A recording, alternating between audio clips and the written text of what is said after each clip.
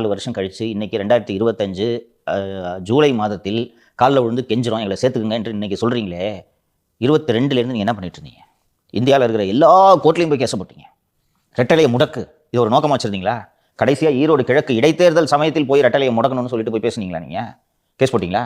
சின்னத்தை கொடுக்கக்கூடாதுன்னு சொன்னீங்களா? ஒவ்வொரு முறையும் பழனிசாமி நீதிமன்றத்தை அணுகி இந்தியா முழுக்க வழக்குகளை போட்டு வழக்கறிஞர்களுக்கு கோடிக்கணக்கில் செலவு செய்து தான் இன்னைக்கு கட்சியை கைப்பற்றி சின்னத்தை காப்பாற்றிருக்காரு. அந்த தொல்லை கொடுத்தது யாரு? இவ்வளோ தொல்லையும் கொடுத்துட்டு கோர்ட்டில் எல்லா கேஸ்லையும் தோத்துட்டோன்னு தெரிஞ்ச பிறகு இப்போ வந்து காலில் விடுறோன்னு சொன்னால் உங்களை எதுக்கு சேர்த்துக்கணும்னு கேட்குறேன். இது நீங்கள் முன்னாடியே கோர்ட்டில் கேஸ்லாம் போகிறதுக்கு முன்னாடி சரி எதுங்க சண்டை போட்டுட்டு வந்துருங்க, நீ தான் பூச்சி நாய் பூச்சி வர்றேங்க அப்படின்னு சொன்னால் முடிஞ்சு போச்சு. இன்னைக்கு எல்லா கோர்ட்லையும் கேஸில் தோத்துட்டீங்கன்றதுனால தானே நீங்கள் இங்கே வர்றீங்க. இப்போ நீங்கள் கேஸில் தோக்காமல் உங்களுக்குன்னு ஒரு ஆர்டர் கிடச்சிருந்துச்சுன்னா பன்னீர்செல்வத்தோட பேட்டியை கித்தாப்பா இருக்கும், ஒத்துக்கிறீங்களா? பேச்சை தோரணே வர மாதிரி இருக்கும். நீதிமன்றம் இருக்குது, நான் பார்த்துக்கிறேன். அம்மாவால் அடையாளம் கட்டப்பட்டது நான் தான்ட்டு உருட்டிருப்பீங்களா?